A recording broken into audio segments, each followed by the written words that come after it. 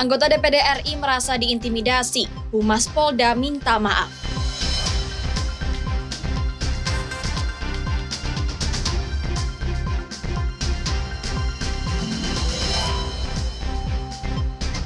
DPRD sorot dampak ekonomi proyek jembatan Sungai Ulin.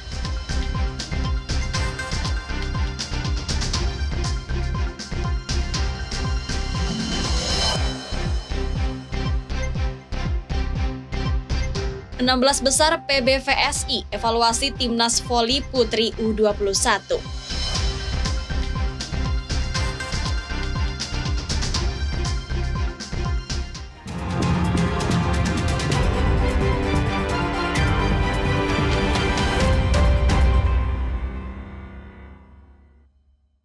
Halo, selamat pagi saudara. Senang kembali berjumpa dengan Anda di Kompas Kalsel hari ini, Kamis 21 Agustus 2025. Selain 3 sorotan utama tadi, kami juga memiliki beragam sajian informasi menarik lainnya. Bersama saya Salsa Imani, selama 30 menit akan menemani pagi hari Anda, hanya di Kompas TV, independen terpercaya.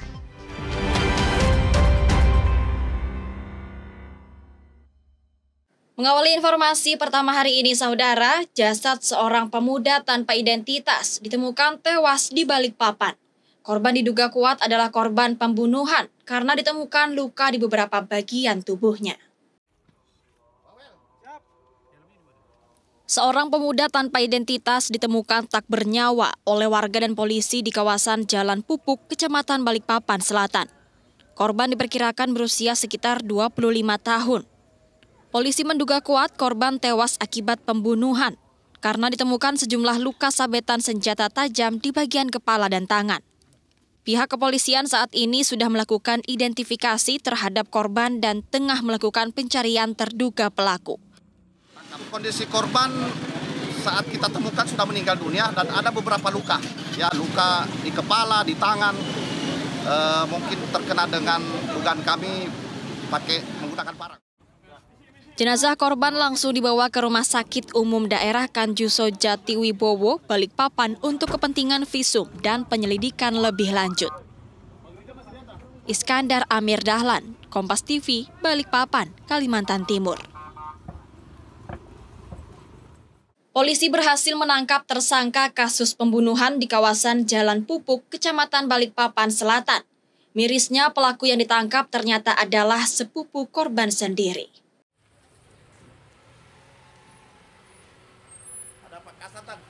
Tersangka berinisial ABM ditangkap oleh Polsek Balikpapan Selatan setelah melakukan tindak penganiayaan yang menyebabkan korban meninggal dunia. Peristiwa pembunuhan ini terjadi pada Selasa sore menjelang maghrib. Hingga saat ini, polisi masih mendalami motif dari tersangka. Setelah melakukan aksinya, tersangka sempat kabur ke kawasan Tritip, Kecamatan Balikpapan Timur. Namun pada pukul 6 pagi, tersangka kembali ke rumahnya di kawasan Pupuk dan langsung disergap oleh pihak kepolisian. Tersangka melakukan penganiayaan menggunakan senjata tajam. Korban yang berinisial AFH tewas akibat luka di bagian belakang kepala, telinga sebelah kiri, lengan sebelah kiri, dan paha sebelah kiri. Kita kejar ke sana, kita juga di TKP ada anggota juga yang terus nongkrongi. Nah, baru tadi pagi jam 6. Jam 6 pagi tersangka pulang ke rumah di TKP. Langsung disergap anggota. Tersangka kini dikenakan pasal penganiayaan yang mengakibatkan hilangnya nyawa korban dengan ancaman hukuman di atas 5 tahun penjara. Iskandar Amir Dahlan, Kompas TV Balikpapan, Kalimantan Timur.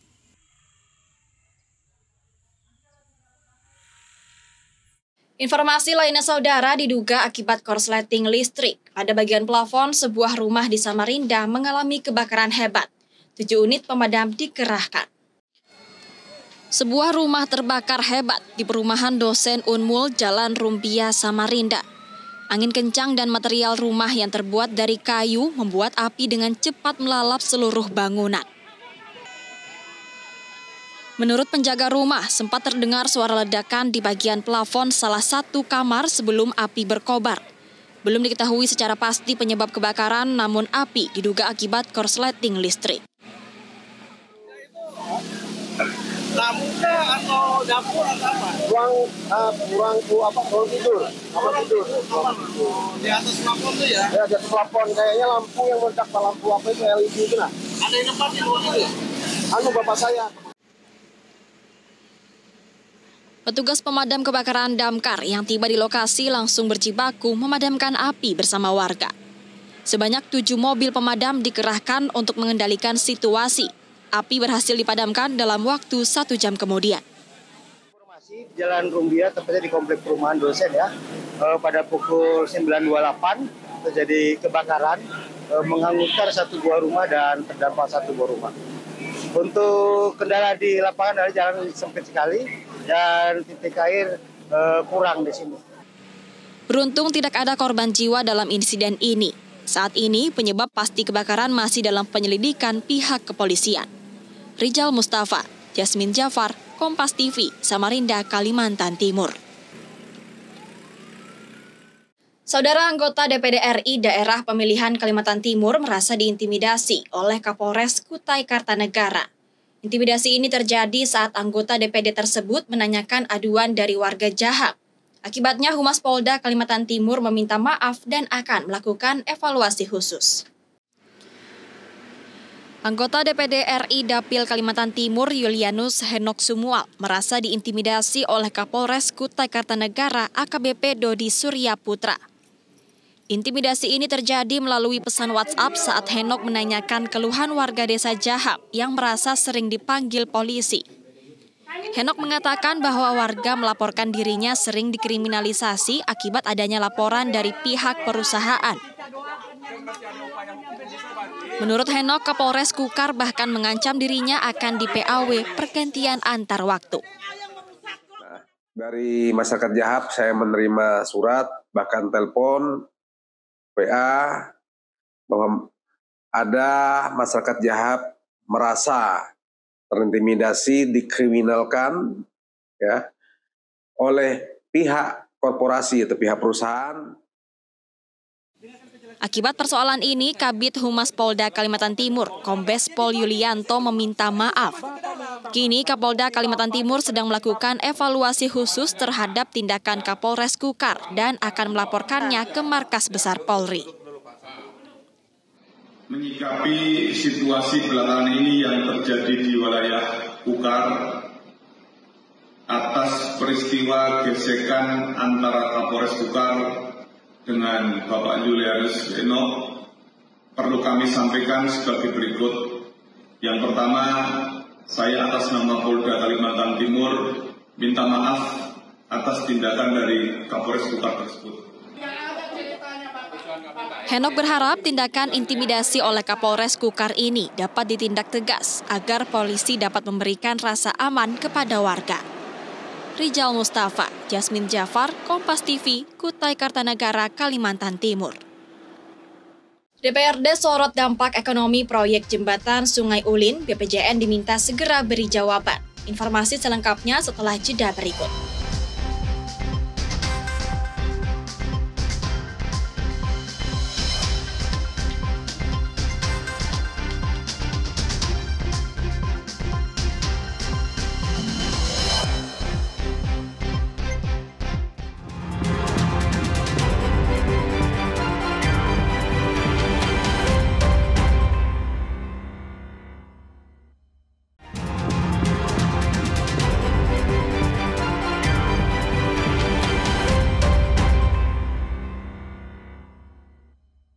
Terima kasih saudara, Anda masih bersama kami. Dampak ekonomi dari proyek pembangunan jembatan Sungai Ulin menjadi sorotan DPRD Kota Banjarbaru. Setelah dipanggil Balai Pelaksanaan Jalan Nasional BPJN, belum juga memberikan jawaban pasti kepada warga terdampak, sehingga DPRD memberi batas waktu hingga 25 Agustus mendatang. Balai Pelaksanaan Jalan Nasional, BPJN belum memberikan jawaban terkait dampak ekonomi akibat pembangunan jembatan Sungai Ulin di Jalan Ahmad Yani, kilometer 31,5. Ketua DPRD Kota Banjarbaru, Gusti Rizky Sukma Iskandar Putra, memberi waktu kepada BPJN untuk memberikan jawaban kepada warga paling lambat pada 25 Agustus. Dan kami masih memberi waktu kepada BPJN untuk bisa berkoordinasi agar nantinya di tanggal 25 Agustus sesuai jadwal yang kita tentukan mereka bisa menyampaikan terkait kepastian apakah bisa atau tidaknya merealisasikan apa yang menjadi tuntutan masyarakat, khususnya dampak ekonomi masyarakat. Salah satu warga terdampak, Mardian, mengatakan setidaknya ada 18 warga yang mengalami kerugian ekonomi sejak Jalan Ahmad Yani kilometer 31 ditutup total. 2 diantaranya adalah pemilik toko karpet dan toko sembako yang berada tepat di samping jembatan dan mengalami dampak paling parah. Dari pihak BPJN termasuk ke bapak-bapak anggota DPR sekitar 17 sampai 18 orang aja. Tetapi dari 17 dan 18 orang itu variatif. Ada yang mereka terdampak betul-betul, ada yang terdampak dari sisi penghasilan.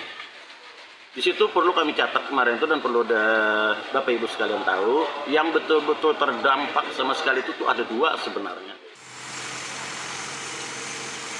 Warga berharap bantuan audiensi dari DPRD Kota bisa membuahkan hasil dengan adanya kepedulian dari pihak penyelenggara proyek. Nabila Ceva, Kompas TV Banjarbaru, Kalimantan Selatan. Saudara Wali Kota Singkawang, Chai Chuimi, melakukan sidak terhadap sebuah box kabel milik perusahaan telekomunikasi di Gang Swadaya, Jalan Antasari. Sidak ini adalah tindak lanjut atas temuan box kabel yang diduga menghalangi aliran air pada drainase. Menyusul penemuan box kabel jaringan telekomunikasi digorong-gorong oleh pekerja pembangunan jembatan, Wali Kota Singkawang, Chai Chuimi, segera melakukan sidak. Ia langsung meminta pihak perusahaan telekomunikasi untuk segera melakukan pembongkaran. Chai Chuimi merasa kesal karena Jalan Antasari yang dulu tidak pernah banjir, kini menjadi kawasan langganan banjir setiap musim penghujan. Ia menilai keberadaan box tersebut yang terletak tepat di mulut gorong-gorong telah menyumbat aliran air dan menjadi salah satu penyebab banjir. Saya minta dengan hormat ya, PT Telkom, terutama yang bertugas di Kota Singkawang, untuk segera dibongkar, kalau tidak kami yang bongkar. Ya, karena itu sangat mengganggu, apalagi sekarang sudah masuk musim hujan. Harusnya dari pihak Telkom sendiri itu tahu saat memasang barang itu. Perusahaan telekomunikasi melalui kantor Telkom Singkawang menyatakan akan segera mengakomodir pembongkaran box tersebut. Pihaknya berjanji akan melakukan pembongkaran setelah melakukan evaluasi terkait konstruksi dan isi box. Kita bongkar. Nanti kita sesuai dengan kebutuhan dari Pemkot inilah untuk melancarkan saluran drainase. Karena saya lihat juga pantauan awal ini udah nggak terpakai istilahnya. Tapi kita coba pastikan dulu untuk. Wali Kota Singkawang mengingatkan seluruh masyarakat dan pengembang proyek untuk tidak menutup saluran drainase di kawasan manapun. Novi Saputra, Kompas TV, Singkawang, Kalimantan Barat. Informasi menarik lainnya saudara, ratusan paket makanan bergizi gratis mulai dibagikan kepada siswa di SMP Negeri 10 Banjarmasin. Program gagasan Presiden Prabowo Subianto ini disambut positif oleh para siswa. Meskipun pada hari pertama distribusinya sempat mengalami keterlambatan.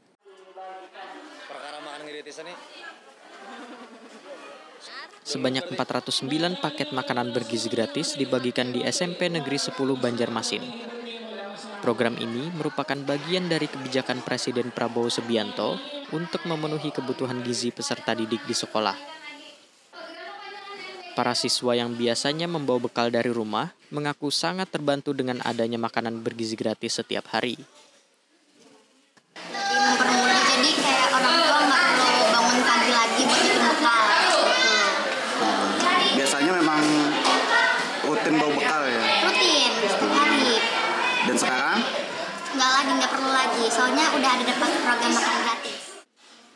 Pihak sekolah mengeluhkan adanya keterlambatan pengiriman di hari pertama distribusi.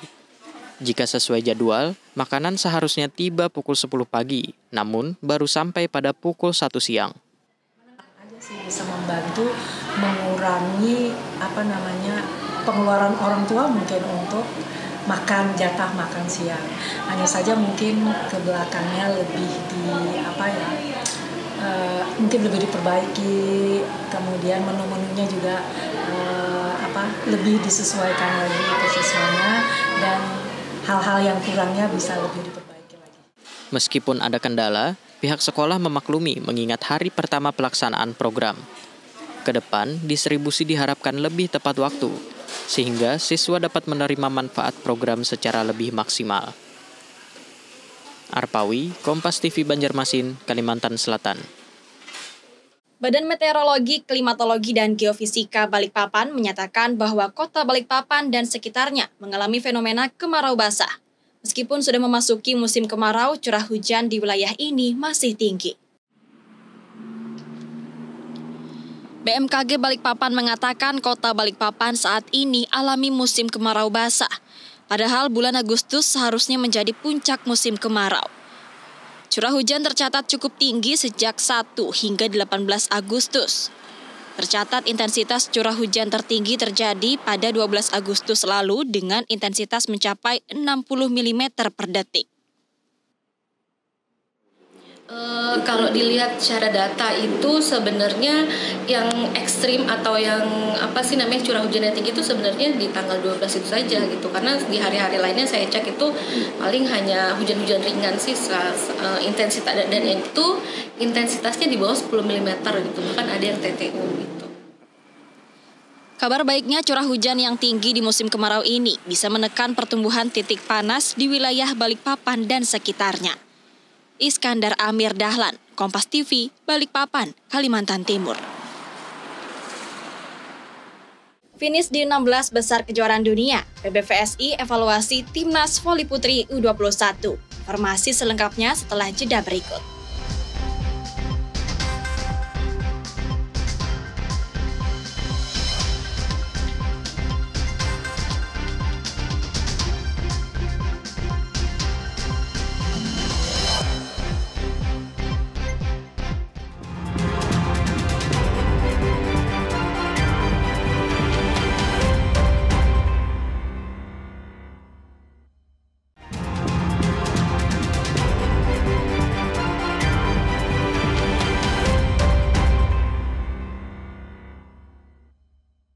Terima kasih saudara, Anda masih bersama kami di Kompas Kalsel. Bank Indonesia merilis modul ajar tentang edukasi keuangan bagi siswa SMA dan SMK. Modul ini ditujukan untuk terus meningkatkan literasi keuangan di tengah era digital. Bersama sejumlah guru SMA dan SMK di Kalimantan Timur, Bank Indonesia Perwakilan Kaltim merilis buku modul ajar tentang edukasi keuangan bagi para siswa. Dengan modul ini diharapkan dapat meningkatkan literasi keuangan generasi muda. Hal ini penting mengingat era digital rentan terjadi penyalahgunaan transaksi keuangan seperti pinjaman online dan judi online. Dalam peluncuran modul ajar ini, ada 3 literasi keuangan yang harus dipahami. Di antaranya, cinta bangga paham rupiah, kebanksentralan, dan digitalisasi sistem pembayaran seperti Quick Response Code Indonesian Standard KRIS. Nah, modul-modul ini, bahan ajar ini memang dikhususkan untuk yang saat ini adalah untuk siswa selevel SMA dan SMK. Dan ini kita lakukan di wilayah Kalimantan Timur ya, sebagai salah satu inovasi kita dalam rangka ingin meningkatkan literasi keuangan dari masyarakat, khususnya siswa-siswa di level SMA dan SMK. Sementara itu, guru menilai modul ajar semacam ini sangat diperlukan untuk memberikan pemahaman kepada generasi muda. Cinta, bangga, rupiah. Nah, cinta, bangga, dan paham rupiah. Dan anak-anak kan selama ini perlu memahami bahwa rupiah itu tidak hanya uang yang bisa disimpan dengan sembarangan ya, harus dirawat supaya nilainya tidak rusak seperti itu. Dengan peluncuran buku ini, diharapkan pemahaman tentang transaksi pembayaran digital dan keuangan dapat meningkat. Ini juga menjadi momen penting pada peringatan HUT ke-80 Republik Indonesia. Rijal Mustafa, Jasmine Jafar, Kompas TV Samarinda, Kalimantan Timur. Saudara Ketua Umum PSSI Erick Thohir memberikan apresiasi kepada Timnas Indonesia U17 meskipun harus mengakui keunggulan Mali dalam laga pamungkas Piala Kemerdekaan 2025. Partai antara Timnas U17 Indonesia melawan Mali digelar di Stadion Utama Sumatera Utara, Deli Serdang pada Senin malam. Hasil Indonesia melawan Mali U17 berujung dengan kekalahan dengan skor 1-2. Gol Indonesia versus Mali U17 tercatat atas nama pemain tim tamu Zoumana Balo di menit ke-22 dan Seydou Dembele menit ke-33. Adapun satu gol balasan timnas U17 Indonesia lahir berkat sundulan Fadli Alberto Hengga di menit 36. Menurut Erick Thohir, laga melawan timnas U17 Mali ini menjadi ujian berharga untuk mengukur kekuatan skuad Garuda Nusantara menghadapi Piala Dunia U17 2025 Qatar November mendatang. Usai berlaga pada Piala Kemerdekaan 2025, timnas Indonesia U17 telah dijadwalkan menjalani serangkaian pemusatan latihan di Bulgaria dan Dubai. Akan mulai berangkat ke Bulgaria nantinya, uji coba mungkin ada 2-3 pertandingan di sana. Saya tidak tahu apakah ditayangkan di televisi atau tidak karena memang kita bukan tuan rumahnya. Lalu sebelum ke Piala Dunia, mereka akan coba lagi uji coba di sebuah turnamen di Dubai. Jadi saya rasa persiapannya sangat matang, nanti kita lihat hasilnya. Di perhelatan Piala Dunia U17 2025, Armada Nova Arianto tergabung di grup H bersama Brazil, Honduras, dan Zambia. Perhelatan ini akan digelar 3 hingga 27 November mendatang di Qatar. Dede Zulkifli Tarigan, Kompas TV, Deli Serdang, Sumatera Utara. Hasil timnas voli putri Indonesia U21 yang hanya mampu finish di 16 kejuaraan dunia akan menjadi bahan evaluasi bagi PBVSI. PBVSI juga tengah menyiapkan timnas voli putri untuk mengikuti kejuaraan Asia voli U18 di Bahrain. Timnas voli putri Indonesia U21 berhasil finish di peringkat 16 dari 24 negara peserta FIVB Volleyball Women's U21 World Championship 2025. Hasil ini sudah memenuhi target dari PBVSI untuk keikutsertaan pertama kali dalam kejuaraan dunia voli putri U21. Usai kejuaraan dunia voli putri U21, PBVSI segera melakukan evaluasi terhadap pemain maupun pelatih. Selain itu, PBVSI juga telah menyiapkan timnas voli putri untuk mengikuti kejuaraan Asia voli putri U18 di Bahrain. Menurut manajer timnas voli putri Indonesia, Ernita Pongki, dari timnas voli putri Indonesia U21 akan diambil beberapa pemain yang masih bisa bermain untuk U18. Mengenai pelatih yang akan menangani timnas putri U18 akan ditentukan oleh PBVSI. Nanti untuk kesiapan berikutnya kelihatannya ada pertandingan yang U18 ya di Bahrain. Mungkin setelah ini mereka langsung akan masuk ke TC untuk persiapan ke Bahrain. Untuk pelatihnya selanjutnya mungkin ya dari PBVSI akan melaksanakan evaluasi ya. Siapapun nanti pelatihnya mungkin yang menentukan adalah PBVSI. Selain itu, pemain timnas voli putri Indonesia U21 yang dinilai berkualitas juga akan dimasukkan dalam timnas senior proyeksi SEA Games 2025 Thailand Desember nanti. Dengan diikutkannya pemain U21 ke timnas senior di SEA Games akan menciptakan regenerasi pemain yang baik. Mahendra Triginanjar, Kompas TV, Surabaya, Jawa Timur. Informasi menarik lainnya saudara, rider freestyle motocross Luke Ackerman kembali mencuri perhatian dunia FMX. Kali ini Ackerman melakukan aksi gilanya dengan melompati papan penunjuk jalan yang terpasang di antara dua truk yang sedang melaju kencang.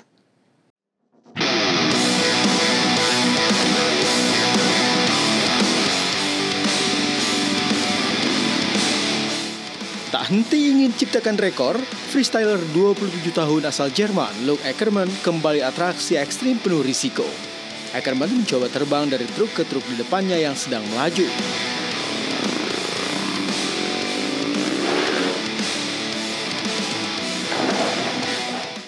Tak hanya itu, saat terbang bersama motornya, Ackerman juga melewati papan penunjuk jalan serta melakukan atraksi tsunami backflip.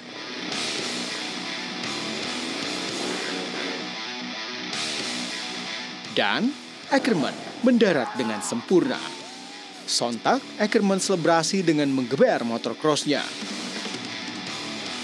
Menurut Ackerman, atraksi ini adalah lompatan terbaik dalam hidupnya. Ackerman merupakan freestyler backflip termuda pada usia 12 tahun. Tahun 2013, Ackerman masuk Guinness Book of Record atas aksi backflip bersama 18 rider lainnya.